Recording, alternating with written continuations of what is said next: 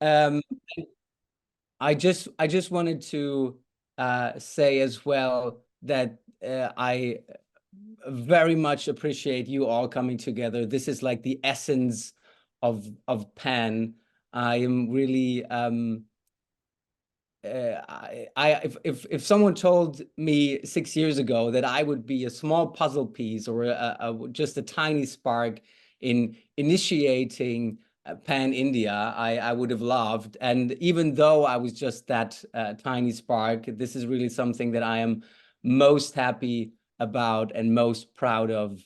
Um, Looking at the activities of Pan around the world, it's really just amazing to see what you are doing in India, how this very lively and engaged community gets together. I'm beyond thankful for Regina and Shruti and Rinki guiding these efforts. And yeah, I'm very often uh, much inspired by what's going on in India, and the global network can really learn and benefit a lot from what you are doing. So I wanted to talk a little bit about Pan, and I think that my colleague Ellen Kornberg did some of that yesterday as well. So let's see if we manage to not double any messages here. Um, so yes. So Pan's vision is to change the way the world eats, which is very ambitious, very broad, and very much needed. Um, the mission is to create that wonderful, engaged community of health professionals, and as a voice of health professionals, impact healthy and sustainable food environments and healthy and sustainable food policies. So I will share a couple of things that keep me going, and I think keep a lot of people at PAN and the global network going, to then talk a bit more about the organization. One very obvious thing, and I think this is not one very obvious reason that keeps people at PAN going, and was actually the reason to start PAN, is of course the fact that we are able to prevent most of the non-communicable diseases we see across the world, and that nutrition is a huge part of it. So we as health professionals all know this, right? And these are numbers from the World Health Organization. So 80% of all heart disease, stroke, and type 2 diabetes, 40% of cancers could be prevented. That's not news to us, but whenever I talk about these numbers, it strikes me because it's just such a huge potential that we see. And that it's not only about, which is already enough, but it's not only about the patients suffering from these diseases and the loved ones suffering with them, but this is really a potential for true societal change if we think about what we could do with all the capacities that we are currently focusing managing these diseases, while we could actually prevent them. And we do know that globally, the main risk factors for premature death are all linked to diet, or are mainly linked to diet, so that the authors of the Global Burden of Disease study get to the conclusion that because of these strong interrelationships between these risks, like high blood pressure, high fasting plasma glucose, high body mass index, and so on, that the true driver of this cluster is very likely diet, the risk in BMI, or both. So this alone is, of course, a massive reason for health professionals to engage in the field of nutrition together with patients, but as well on a broader level in terms of food environments and food policies. And we do see this burden of chronic disease in India rising as well, right? If we look at these stats, for example, we see that ischemic heart disease, stroke, diabetes are growing rapidly in terms of causing death and disability. And at the same time, we of course see that double burden of other communicable diseases, maternal and nutritional diseases, mainly malnutrition, still being a main issue in the Indian healthcare system. And that's actually what makes India and the work of PAN in India quite different to many other countries, and that PAN is currently working in, and that creates the need for the PAN India leadership and all of you to really think about new solutions that we haven't established at PAN already. And I'm really looking forward to understanding and learning more about that. Another huge reason that keeps people going at PAN is the great potential to mitigate some of the most or the most threatening health risks globally. The WHO just stating that climate crisis is the biggest global health threat now and in the future. And what we see on these graphics are the so-called planetary boundaries. So the definition and assessment of the very fundamental systems that keep our planet and the very basis for all our lives stable. And if we look from 2009, where this system has been assessed and presented for the first time by Professor Johan Rockström and his team at the Stockholm Resilience Center. If we look from 2009 to 2023, we see that more of these planetary boundaries have been defined and assessed. And unfortunately, we see that more and more of these planetary boundaries are moving out of that inner green stable circle and move towards a huge uncertainty and unstable areas. And a part of these planetary boundaries is climate crisis and CO2 emissions, but there is as well land system change, biosphere integrity, meaning biodiversity and the huge loss of intact ecosystems across the planet. It's a biochemical flow, so and novel entities. So all these, basically new or to the planet, new kinds of chemicals that we are putting into nature.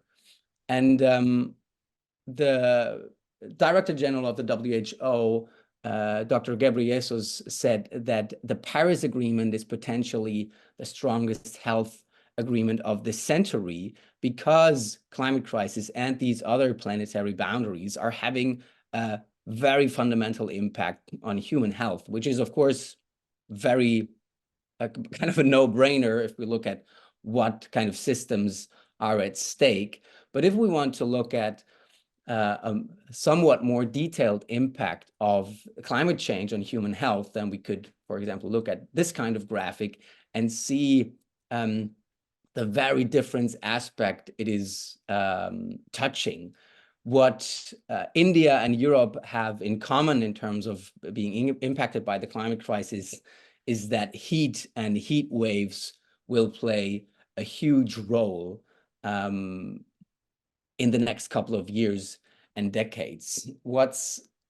Apart from heat stress, we are looking at more and more weather extremes with all their physical consequences, but as well their mental health consequences. We will likely in most countries get to see more causes of asthma and allergies because on the one hand, the rising heat is contributing to air pollution and ozone pollution.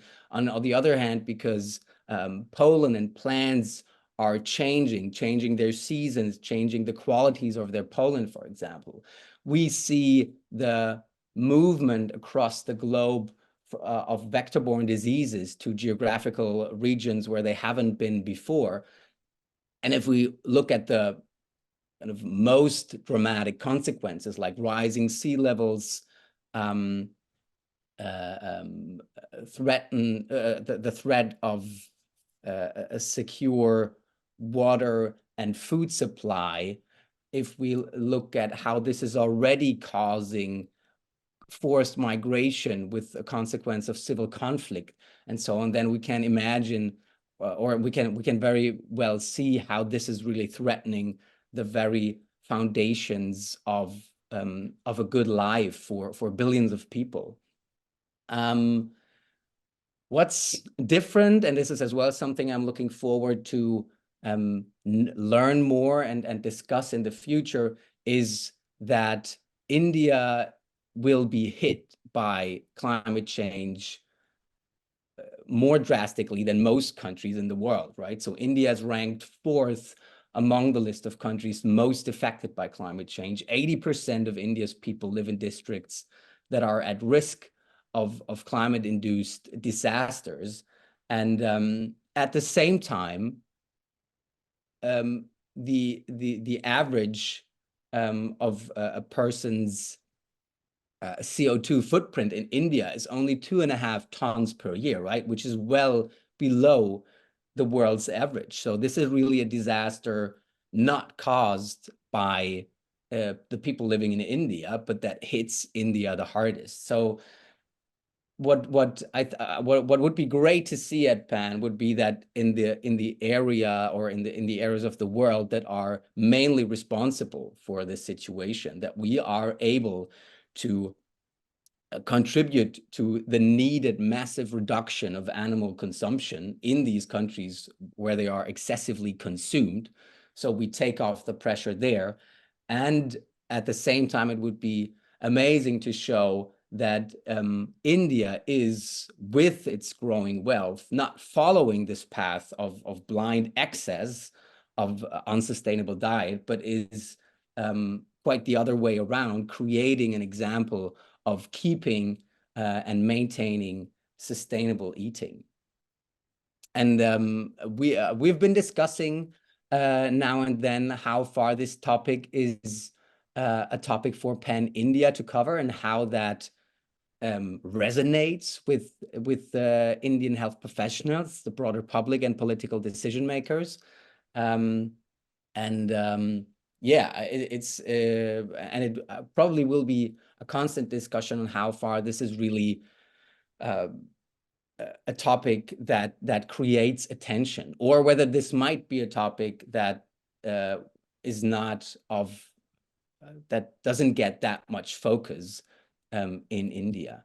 So back to the topic itself, what does nutrition and food in our food system have to do with these massive implications? So if we look at this graphic from Our World in Data, we see a couple of these planetary boundaries and the impact of our food systems, or food production and consumption on them. And on the left side, we see the global greenhouse gas emissions, and we see that 26% of these global emissions are due to our way to produce food. So this means we, of course, all have to move on all areas, including energy supply, including mobility, and so on. But if we fail to reduce the emissions from food systems, we will not be able to reach our climate goals.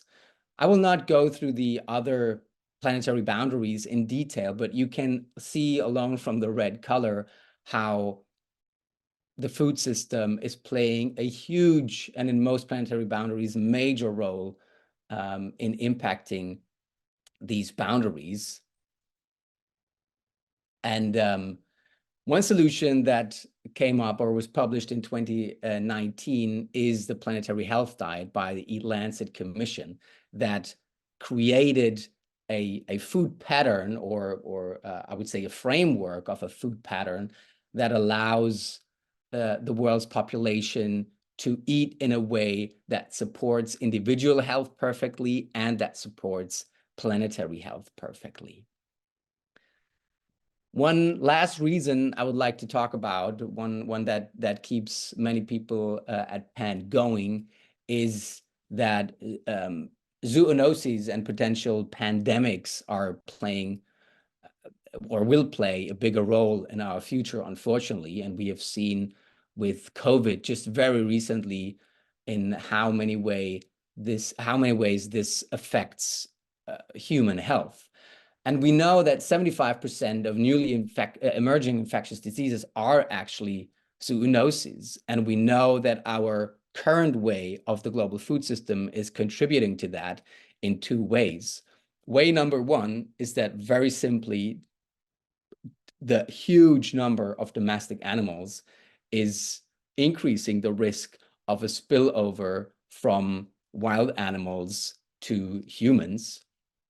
And the second and more important reason is that if we look at the primary drivers of past disease emergence, we of course see a multifactorial pattern, as in so many things. And we see that the two largest puzzle pieces are land use change and agricultural industry. And this paper, looking at this problem, basically defines the largest part of agricultural industry as the huge animal ag industry. And if we look at land use change, we can just hop onto one more graphic. And we see that 50% of habitable land is already covered by agriculture, is already needed to produce food. Now, till 2050, the world's population will grow, and maybe a little bit beyond as well.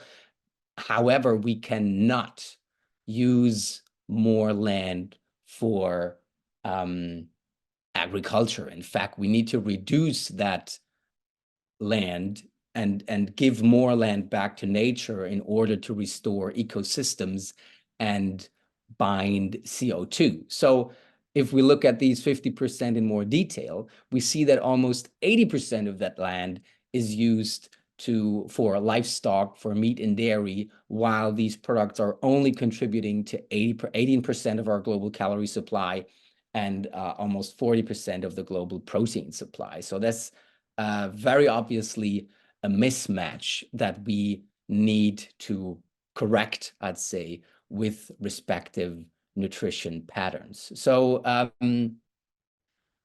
this is what keeps me going, and I think many people at PAN, the burden of, or the crisis, and as well huge potential of personal health, individual health, of planetary health, and of public health in the sense of pandemic risk and antimicrobial resistance.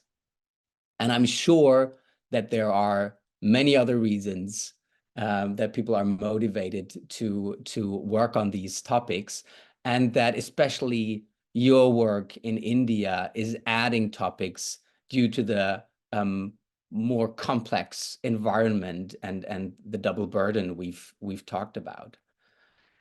So very quickly about PAN. What is PAN? PAN is a truly global network by now of health professionals working on these issues, working on changing the way the world or their countries eat.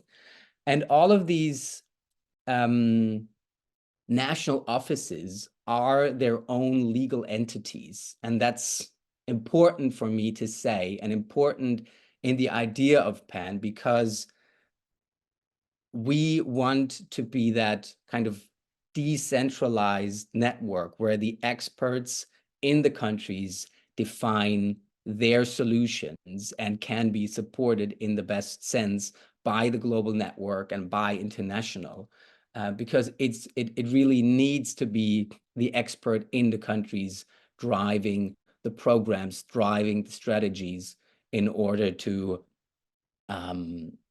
suffice. I talked about the vision already, changing the way the world eats, which is ambitious. And because to have a chance to move towards this ambitious goal, we think that we need to work on all levels of the socio-ecological model, so that we combine bottom-up and top-down approaches, that we work on these various levels. And I give an example, or the example of Pan International maybe. I don't know. Oh, sorry. On my screen, it doesn't highlight the, I hope you can read this okay. It seems I can't change that, how it's been delivered right at the moment. So back to the socio-ecological model. So we do need to work on the individual level, educate and empower health professionals in order to work in that sense with their patients. We do need to work on an interpersonal level where we create that great community of like-minded and passionate health professionals pushing the cause. We need to work on that organizational level. So for example, at Pan International, we have the Healthy Hospital Food Project, bringing healthy and sustainable nutrition to hospitals. We work on changing the medical training. So we have to create that change within the medical fraternity and the fraternity of health professionals, and then take that beyond that fraternity and really impact the communities, for example, by changing food environments in other institutions and hospitals, in other settings, working with retailers and so on. And we do have to and want to change as well the big levers on a national and global policy levels. And I just wanted to add some examples that we work on at Pan International. So we have the Green Food Experience program that enables medical students, medical faculties, and health professionals worldwide to sit down together, educate each other, have a delicious, plant-based, healthy meal that the Green Food Experience covers the expenses for. As I just said, we have the Pan Healthy Hospital Food that currently is in a pilot phase and brings 100% plant-based healthy menus to 3 large hospitals in Germany and Switzerland. We have the Dietary Guidelines Initiative, which is a global project that a lot of partners are connected to, partner organizations are connected to, and that aims and has already had some great successes actually in the last 1.5 years, that aims to move national dietary guidelines towards optimal guidelines for personal and planetary health. And the last picture you see is Nanine Weimar, our Pan South Africa director, representing the Pan Global Network at COP. And we are working on getting into some working groups of the WHO around nutrition. We have some programs for now, unfortunately, mainly only in Germany, working on national food policies together with the Ministry of Food and Agriculture. We've just been connected to some more partner organizations working on an EU level. So this is something we are very much looking forward to, or an area we are very much looking forward to doing more. What does that mean for India, or how could programs look like in India? And that's not for me to say, actually, and that's not for me to know. And because what I have said about the national offices and their expertise, and over the last year or 1.5 years, with me learning much more about India and the Indian healthcare context, it still puzzles me how little I know and understand of these very complex and very different dynamics and structures as compared to, for example, the healthcare systems and respective challenges in the European context. So we do have this double burden. Oh, sorry, it seems. Let me check if I can work this out. There's just one more slide I wanted to show. No, 2 more slides. Why is that not loading? Let me just stop screen sharing for a minute.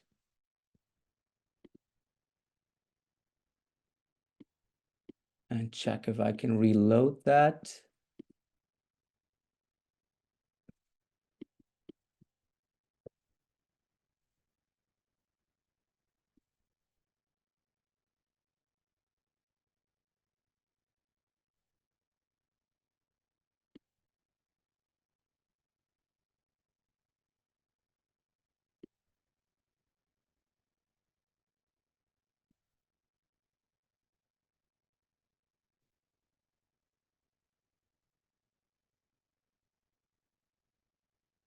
Right.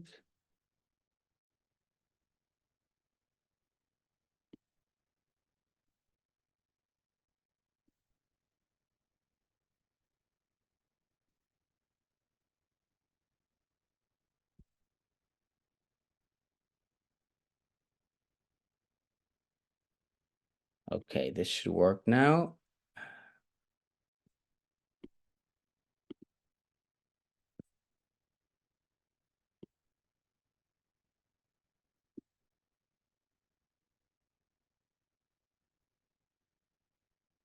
No, that doesn't look right. Let me check. Okay.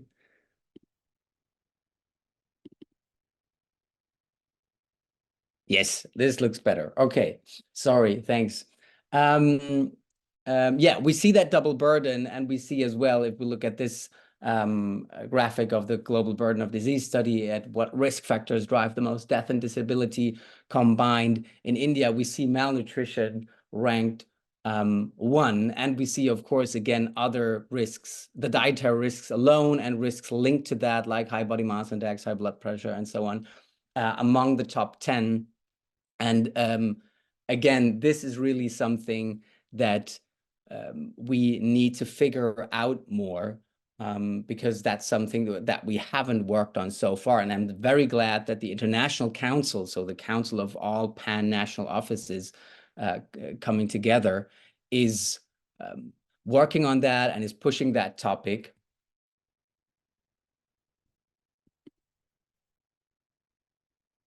All right, and the last picture, there we are. So, and this might be a bit cheesy, but this is actually, I think, showing the solution or the idea for activities and work of Pan India, because this is actually all of you working together and doing what you're doing today and what you have done yesterday. Get together, educate, and empower yourself, and along these lines, create ideas for a more detailed way for Pan India. And I'm again very, very thankful for Rinki, Regina, and Shruti for leading these efforts and for putting that together. We at Pan International, at the Global Network, are committed to do everything to help you to gather that global expertise, to share our findings, to make the respective connections, to support you and your work with respective funding, and are just very, very glad and thankful that you're with us and that you are building this community and these programs. Thank you very much.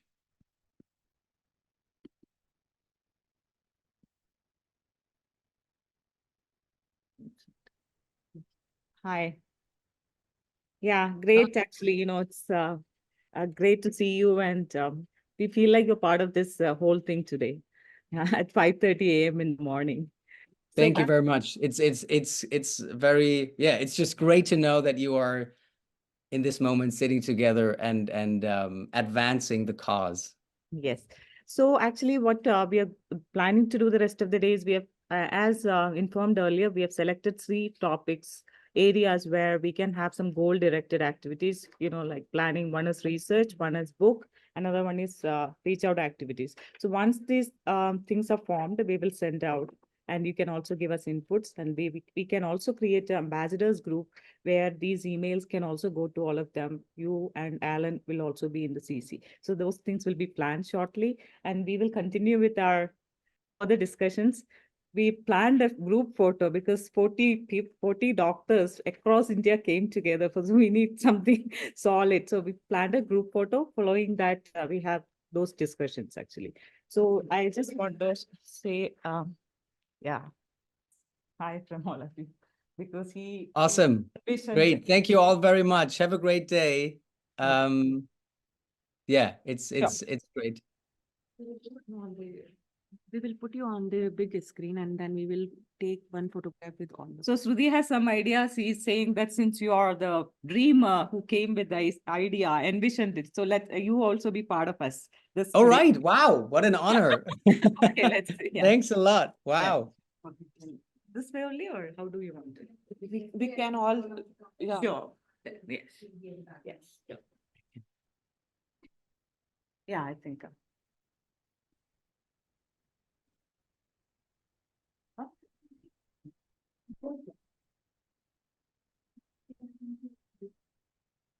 Let's all take a more that side, no, Shruti, so that people can stand here. Yeah. Little more that Yes. side. Some can sit, no?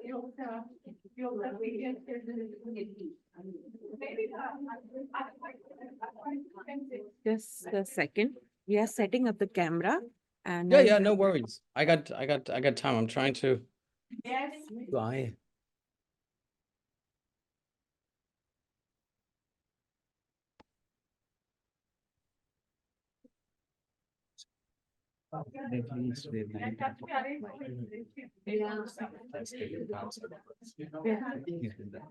Dr. Bindu's now? What you forgot? It's called credit cards and Here. yeah. Open to the reception, Ah. but it is if you can.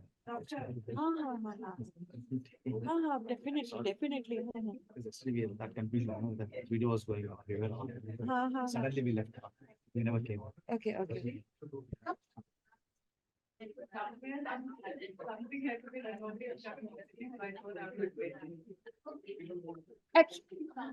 We have to say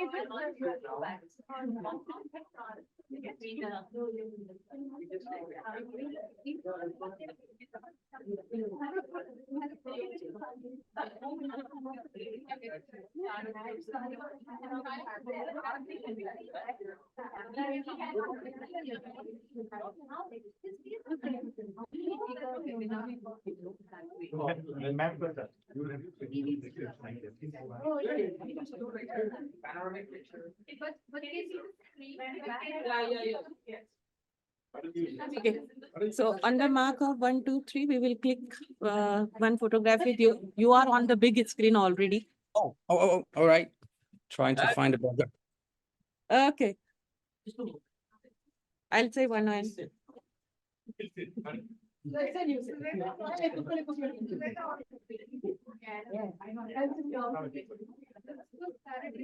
One. Okay. We are setting up the camera and the team together. Just 30 seconds.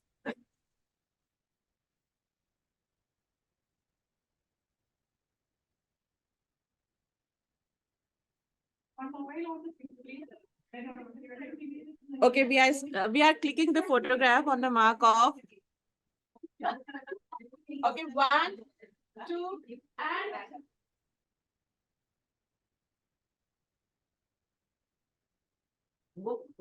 Ready? Yes. Smile.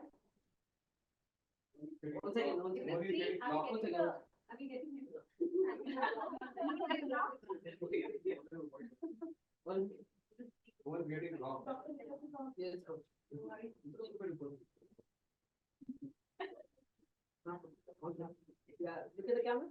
Smile, please.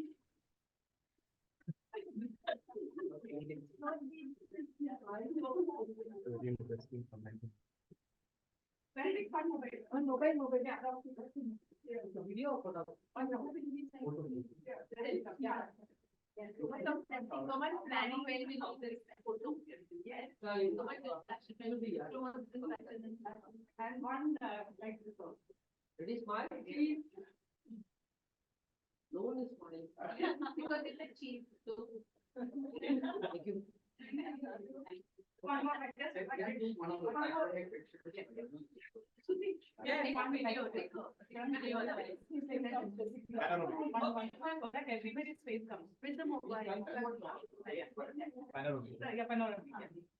I'm sorry. Now what's the topic? Since yesterday my word.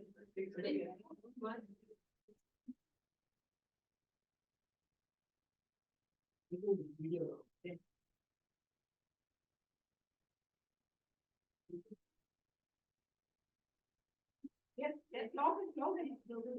One second.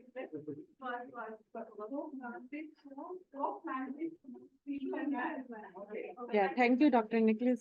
We have, Thank you. I'll share some pictures with you as well. Yeah, no worries. No, it's great. Thank you very much for making me part of that.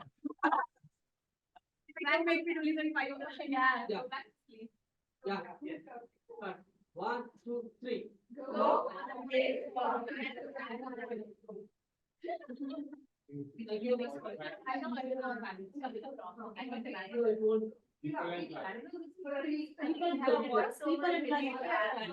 I'm not in the picture anymore right now, right? Yeah, you are in the picture already. Still. Oh no. We are making videos actually now with you. Okay.